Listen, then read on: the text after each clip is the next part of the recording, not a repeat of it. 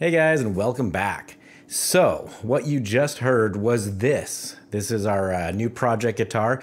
It's from what I can tell, a mid-90s USA made Hammer. I believe it's a T51, or was it the T5? I can't remember which is which. One is the import, one is the US model. The signal path for this one was my pedal board. So we were running through the HX Stomp for the amp sounds. The amp that we were using today would be a Mesa Lone Star. I got that patch from the good people at Worship Tutorials. Any added gain was my Rev Tilt Overdrive. The delay was the TC Electronics Flashback X4. And there would have been a couple of different reverbs on there. I believe one was the dynamic reverb on the HX Stomp, and the other being my Strymon. So pretty simple setup on that one. And I decided not to go with a live amp just for ease of recording. So specs on this guitar, it does have a 25.5-inch scale. I'm not sure on the radius. I will get that for the next video. It has 22 frets.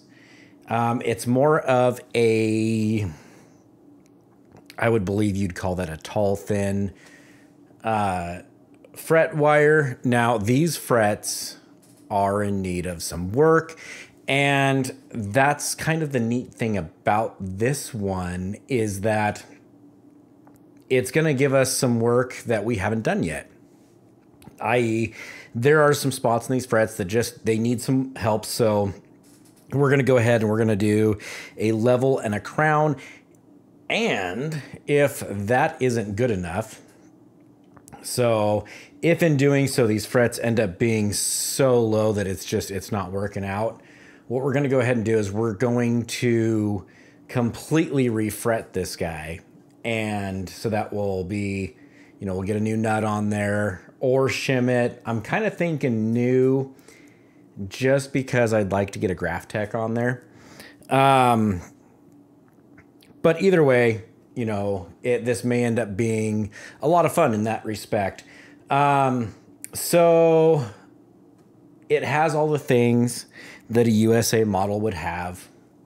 It does have the Spurzel locking tuners. They are installed backwards.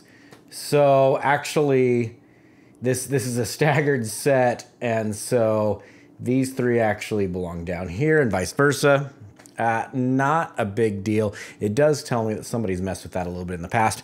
Now, they've also stripped the finish. So these were actually... or this one at least. Oops. This one was I believe it would be a tobacco burst, so kind of a brown into black kind of deal. And so the previous owner stripped the finish off of it, tried to do kind of a carve, forearm carve and a belly carve on it. And so the back has been stripped as well. So plans for this one is I'd like to actually take it back to a burst finish. And so that's going to be a lot of fun, as well as, so this one doesn't have a neck pickup. Now, from the factory, it would have. Obviously, somebody decided to just make it a one pickup guitar. It does have a humbucker sized abouts carve or route in it, but it's a little bit shallow. And the pickup that I have selected for it is actually an affordable stacked P90. So I've been wanting to do a P90 guitar for a while. The brand of pickup that we are going to put in it, I have seen on a lot of guitars. I've never actually used one, but they are super duper affordable. And because of that, I thought we would feature it on the channel. It will require a little bit of routing. So that's going to be one thing that I'm going to do off camera, just because I don't have a workspace that's going to work for that, at least filming wise. So I will do that off camera. We're just going to increase the route depth about 1/8 of an inch, which will give us plenty of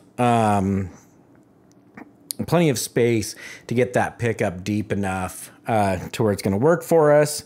Now, the bridge pickup that's in it is a Seymour Duncan 1/4 pound, and it's a hot pickup. So this one comes in at about 15 to 15.5K, which is kind of get you on the humbucker scale. So it's actually kind of cool in comparison to my other Tele.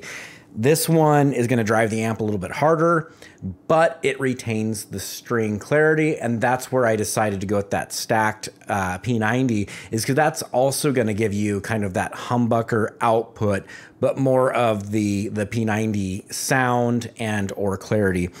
So with all that in mind, I'm going to go ahead and end this one right here. We are going to come back to this here very soon, and I'm going to work with you guys step by step on how we modify this guitar. And with that, I'm out of here. Please be sure to like and subscribe. It does help the channel more than you'll ever know. Hit the bell notification if you want to know when I'm uploading more content. And I'll see you guys next time.